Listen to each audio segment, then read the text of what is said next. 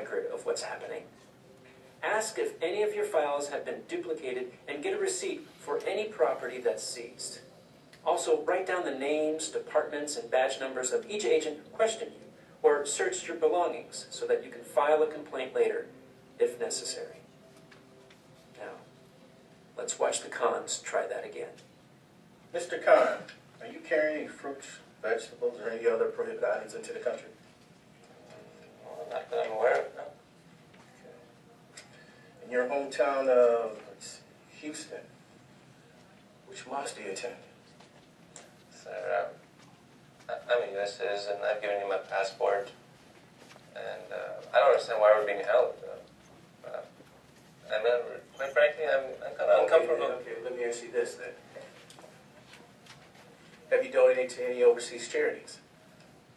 Again, sir, I'm more than happy to answer questions about who I am and where I've come from.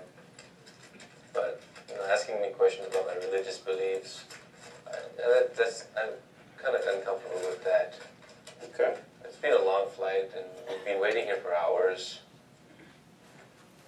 I'd like to speak to the supervisor. Mr. Khan, my supervisor is not available.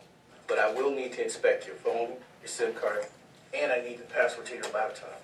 So if you would, could you please give me the password and pass those items to me as soon as possible? First, I'd like your name and your supervisor's name, and the name of the person who's going to be with my property when it's out of my sight.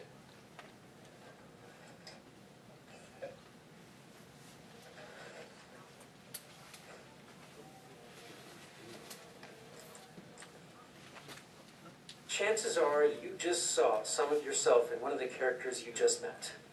Now it's up to you to make sure your family and friends know their rights. Finally, the lawyers at Muslim Advocates are interested in collecting stories like the ones you've just seen. Share the experience you've had with the FBI, Customs, or other law enforcement officials with us. It'll be held confidentially and made public only with your permission. For more information on how to protect yourself, find a lawyer, report abusive behavior, or to share your story with us, go to www.muslimadvocates.org. Okay, so you just saw the basic overview of issues when you're coming back from a trip. This is usually, this is always when you're coming back from international flights, okay? Customs and Border Protection has a lot of discretion in, what they could search. If you're not a citizen, you don't have the right to re-entry into the United States. So if you do not have citizenship status, keep in mind that they can, even if you have a valid visa, deny you entry. Or at the very least, hold you at the airport until you decide to answer their questions and so on. So with that in mind, though, the questions that they were asking in the video are very typical of questions that you might see. They can ask about where you've been, where you've traveled. They can ask about the purpose of your visit. Was it business? Was it pleasure? What kind of items are you carrying? They could search your belongings. They could do all of those things. If you're traveling with a lot of money, make sure that you're claiming it. Make sure that you're not traveling with more money than you're supposed to. Check those rules before you travel. I don't know them off the top of my head, but there are restrictions on what you can travel with, what kind of things you can bring on with you as carry-on, how much money you can travel with. Make sure that you check those things before you leave, okay? So in addition to that, we have seen incidents where Customs and Border Protection will try to ask questions of a citizen that the FBI couldn't ask in personal interviews because the person would not talk to them when the FBI approached them. And so when they do this stuff and you are a citizen, keep in mind that you do have the right to re-entry, okay? I cannot stress this enough.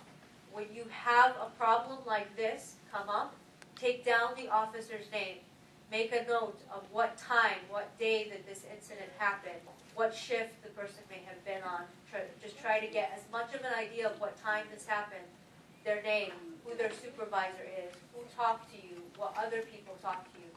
Getting more details about it will help us, if we do have to file a complaint against the officer, pinpoint exactly who the officer is and who their supervisor was, so that there will be follow-up after that. If you don't know who the officer was, you don't know what time you were there, then the excuse is going to be when you file a complaint against them that they can't find out who did this. It's unfortunate that this happened, but we don't know how to find this person without more information. So do take a record of those things. And do be polite, be patient, and keep in mind that because it's the border, they have discretion. If you choose to answer questions, also keep in mind that a file will be created, and that does go on your record. So the answers to your questions will get written down. Do you have any questions? So next week, inshallah, we have the Indian Muslim Council USA. They're going to be coming, and Rashid Ahmed, who is the chairman of IMC USA, is going to be speaking, and the topic is the impact of terrorism, counterterrorism, and Islamophobia on Muslim minorities. And very briefly, as you know, Muslims are not a minority only in the United States or in Western civilization, but also in countries like India, where about 20% of the world's Muslim population resides and is a minority. He's going to touch on the Saffron Agenda and the impact of the Hindutva movement in India on Indian Muslims, and also on the stealth campaign of Islamophobia that the Hindutva movement is conducting in the United States, and how that's impacting Muslims, not just Indian Muslims, but Muslims generally in the United States. So that's from 11 to 12:30. Thank you, Jinesh. Yeah, it's next Sunday. There are flyers out there, and the students' break is here. Thank you again, Christina, and I would also like to thank Brother Ahmed Rihab